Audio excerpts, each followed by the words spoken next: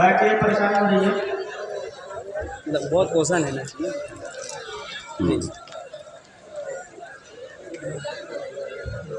सवाल एक बार फिर।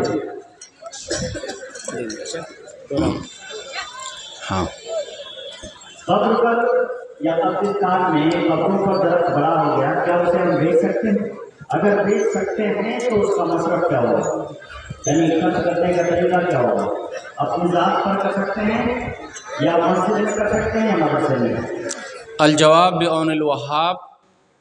सबसे पहले ये देखें कि जो कब्रिस्तान है उसकी एक कमेटी होगी अपने पास, और कब्रिस्तान की वो देखभाल करती है कमेटी। तो वहाँ जो भी दरख्त जहाँ बड़े होते हैं उसको वो कमेटी काट देती है।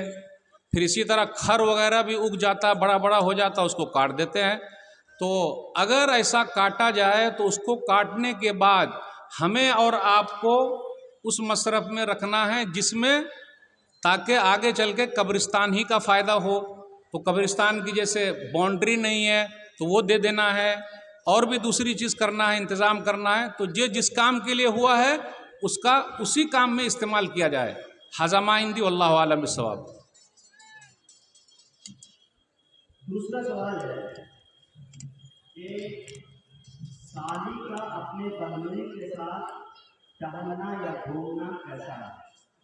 बहनोई महरम के हुक्म में है या ना महरम के हुक्म में है? साली का अपनी बहनोई के साथ घूमना कैसा है? देखिए, साली का अपनी बहनोई के साथ घूमना सही नहीं है। क्यों?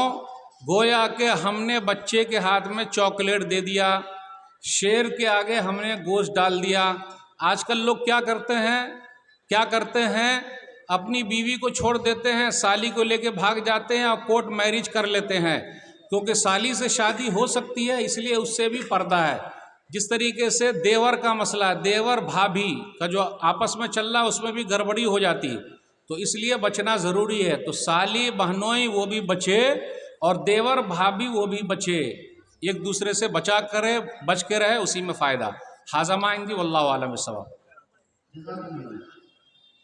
तीसरा सवाल है कि क्या 7 दिनों के बाद अकीका करना जायज़ है या नहीं? अगर जायज़ है तो कुरान और हदीस की रोशनी में जवाब देंगे इंशाअल्लाह। क्या बोल रहा है?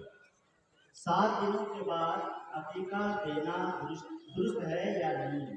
अगर दुरुस्त है, जायज़ है, तो कुरान और हदीस की रोशनी में जवाब दें। अलजवाब बिऔनिल वहाब। देखिए, अल्लाह ताला ने बच्चा दिया है तो अकीका करना है, और अकीका 7वें दिन होना चाहिए, ये हदीस में है। ये हदीस में है कि भाई 7वें दिन करो, सुनन नबी दाऊद के अंदर, फिर इसी तरह बुखारी वगैरह के अंदर भी है कि 7वें दिन अकीका करना। अब 7वें दिन के बाद कब करेंगे? अल्लाह ने अगर ताकत दी है तो जब चाहे कर लीजिए, उसके लिए कोई दलील हमें नहीं मिली। 14वें दिन, 21वें दिन वाली जो हदीस बयान की जाती है वो हदीस सही नहीं है। तो आदमी को जितना जल्दी हो सके अल्लाह ताला का जो कर्ज है उसको वो उतार दे।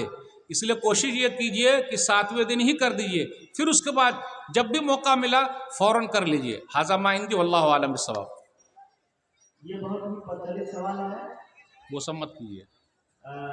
किस्त में गाड़ी लेना कैसा है? हाँ, किस्त में गाड़ी लेना कैसा है? इंस्टॉलेशन किस्त में गाड़ी लेना कैसा है, इस सिलसिले में हम लोग भी जवाब को ढूंढ रहे हैं। अलजवाब बिऔनिल वहाब।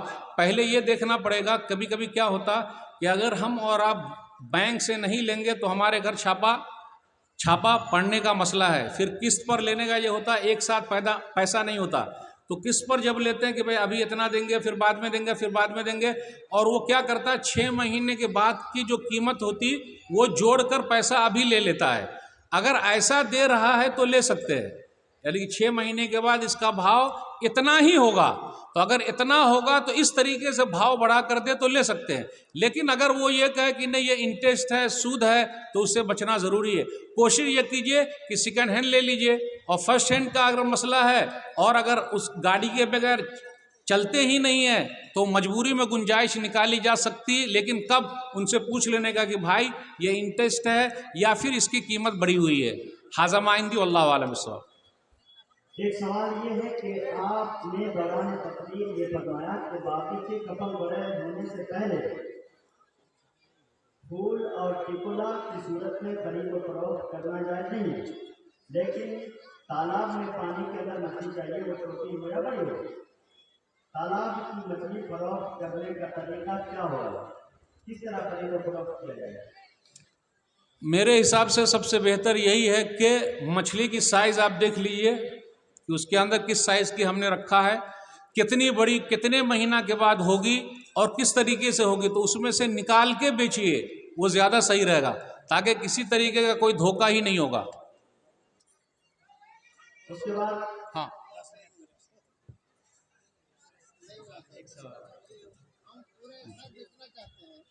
अच्छा, हमारे यहाँ रिवाज है कि मवेशी जानवर गाय भैंस को अपने जोड़े के अलावा इंजेक्शन के जरिए बच्चा दानी में बीज डालकर हमल कराया जाता है, क्या ये दुरुस्त है?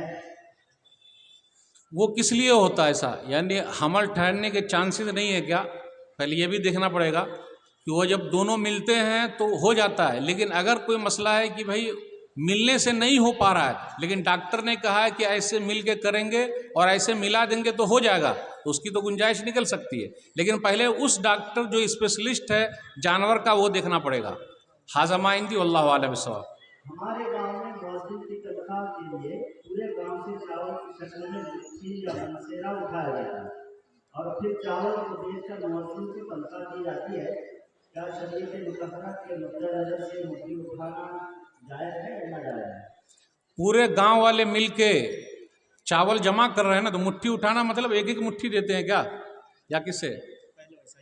पहले वैसे होता था, यानी सब लोग मिलके दे रहे हैं तो कोई मसला नहीं ना, सब लोग मिलके तो कोशिश कर रहे हैं कि इमाम साहब की तनख्वाह अच्छी हो जाए, मौज़िन साहब की तनख्वाह अच्छी हो जाए, खादिम साहब की तनख्वाह अच्छी हो जाए। इस सिलसिले में मेरा एक मशवरा ये होगा कि आप लोग जितने दुकानदार लोग हैं वहाँ मस्जिद की कमेटी की तरफ से एक एक बॉक्स बनाइए, एक एक बॉक्स, कोई दवा की दुकान वाला है वो वहाँ रख दे बॉक्स, भाई उसमें वो डालता रहेगा, कम से कम 20 बॉक्स 15 बॉक्स ऐसे बनाइए, और उसके बाद हर जुमे को आप लोग ये कोशिश कीजिए कि 100 रुपया मुझे मस्जिद के बॉक्स में डालना है। अगर 4 मरतबा आप डालेंगे तो इधर उधर हाथ से लेने की ज़रूरत ही नहीं पड़ेगी, और ऐसे कोशिश कीजिएगा तो इंशाअल्लाह बहुत फ़ायदा होगा। हाज़ा इंदी वल्लाहु आलम बिस्सवाब। ये बहुत ही अहम सवाल है, और सवाल है कि क्या जलसे में मेला लगाना जायज़ है? अल्लाह, यदि नहीं है तो अपने वाले जलसे में ख्याल रखें, जलसे में जो मेला लगता है वो लगाना जायज़ है या नहीं? वो तो जलसे की कमेटी वाले ही बताएंगे मेला किस लिए लगा रहे हैं वो। अगर मेला लगाने से मदरसे का फ़ायदा है तो सही है, लेकिन अगर मेला लगाने से मदरसे का नुकसान है तो आप लोग भी कहिएगा कि ना लगे, सही है कि नहीं?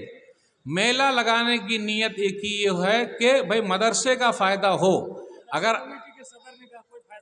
मदरसा कमेटी के सदर साहब कहते कोई फ़ायदा नहीं है, तो इसलिए मेरा भी मशवरा यही होगा कि पूरे गांव वाले मिलकर ये कहें कोई भी मेला ठेला नहीं लगेगा। मैं एक जगह पे गया, वहाँ पूरे गांव वाले मिलकर ये तय कर लिया कि हमारे यहाँ कोई मेला ठेला नहीं, तो एक चाय का भी नहीं लगा। तो आप लोग जैसा मिलिएगा तभी हो पाएगा। हाज़ा इंदी वल्लाहु आलम बिस्सवाब। और कुछ? से ये गुजारिश है कि हमारे इलाके के लोगों का आप दिल की तरह देखें कि कितनी मोहब्बत है, और बिल्कुल बिल्कुल बिल्कुल बिल्कुल 10 मिनट के लिए या कलेक्शन।